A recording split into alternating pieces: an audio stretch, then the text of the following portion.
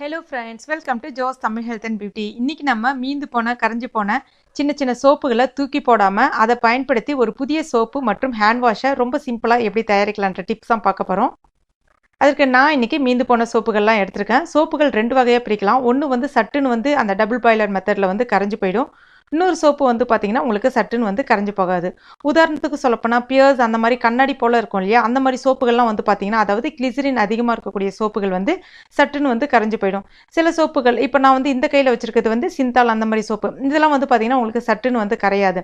அந்த மாதிரி சோப்புகளை நம்ம ஒரு ஹேண்ட் வாஷ் லிக்விடாக ரெடி பண்ணலாம். இதுவே சட்டுன்னு கரையக்கூடிய சோப்புகளை நம்ம என்ன பண்ணலாம்னா மறுபடியும் இன்னொரு புதிய சோப்பாக ரெடி பண்ணிக்கலாம்.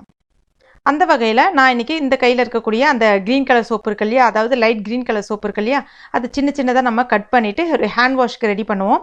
அதுக்கு முதல்ல ஸ்டவ் ஆன் பண்ணிவிட்டு கொஞ்சமாக தண்ணீர் எடுத்துக்கலாம். அது மேலே இந்த மாதிரி கட் பண்ணி வச்சுருக்க அந்த சோப்பை வச்சிடலாம். இது உருகி வர்றதுக்கு கரெக்டாக உங்களுக்கு ஒரு 5லேருந்து 7 நிமிஷம் போல் எடுத்துக்கும். தேவைப்பட்டால் அதில் கொஞ்சமாக தண்ணி சேர்த்துக்கிட்டு கூட நம்ம உருக்கிக்கலாம். அதாவது சோப்பில் கொஞ்சமாக தண்ணி சேர்த்துக்கலாம். இப்போ இது இருக்கட்டும். அதுக்குள்ளே நம்ம அந்த கண்ணாடி மாதிரி இருக்கு இல்லையா சோப்பு, அதை நம்ம ரெடி பண்ணிக்கலாம்.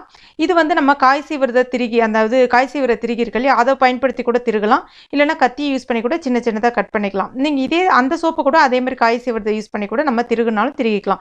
இன்னும் சீக்கிரமாகவே அது கரைஞ்சிரும். இப்போ இதெல்லாமே திருகியாச்சு. இது நம்ம வேற ஒரு கிண்ணத்தில் சேர்த்துக்கலாம். இப்போ அந்த சோப்பை நம்ம பார்த்துடலாம். இப்போ பாருங்கள், இந்த சோப்பு ரொம்ப உருகில்ல, ஓரளவுக்கு கரைஞ்சி வந்திருக்கு. இப்போ நம்ம இதை எடுத்துடலாம். அதுக்கு அடுத்தது இந்த சோப் பேஸை நம்ம இதில் வச்சிடலாம். இந்த சோப்பு பார்த்திங்கன்னா உங்களுக்கு 2லேருந்து ஒரு 3 நிமிஷத்துலேயே சட்டுன்னு உருகி வந்துடும். இப்போ இது உருகட்டும். அதுக்குள்ளே நம்ம அந்த ஹேண்ட் வாஷ் ரெடி பண்ணிக்கலாம் இந்த சோப் பேஸை பயன்படுத்தி. இப்போ பாருங்கள், இந்த அளவுக்கு ரொம்ப கரையாமல் கொஞ்சம் குழகுழப்பாக அந்த மாதிரி தான் இருக்கும். இது கூட கொஞ்சம் நல்ல ஒரு நறுமணத்துக்கு, ஏன்னா ஹேண்ட் வாஷ்ன்றதுனால கொஞ்சமாக ரோஸ் வாட்டர் சேர்த்துக்கலாம். இது ஆப்ஷனல் தான், சேர்க்கணுன்ற அவசியம் கிடையாது. அதுக்கப்புறம் தேவைக்கேற்ப கொஞ்சமாக ஒரு 1/4 கிளாஸ் போல், அதாவது நான் 3 சின்ன சோப்பு எடுத்திருந்தேன், அதனால் ஒரு 1/4 கிளாஸ் போல் தண்ணி சேர்த்துட்டு கொஞ்சம் குழகுழப்பாக கரைச்சிக்கிங்க.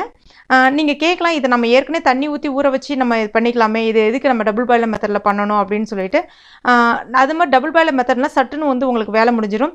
இதுவே நீங்கள் தண்ணி ஊற்றி கரைச்சிங்கன்னா உங்களுக்கு செட் ஆகிடும், அடியில் போய் செட் ஆகிடும், மேலே தண்ணி மாதிரி இருக்கும். பட் இந்த மாதிரி எல்லாமே ஒன்றா கரைஞ்சி வராது. இப்போ இந்த மாதிரி ஒரு காலி ஹேண்ட் வாஷ் பாட்டில் எடுத்துக்கலாம்.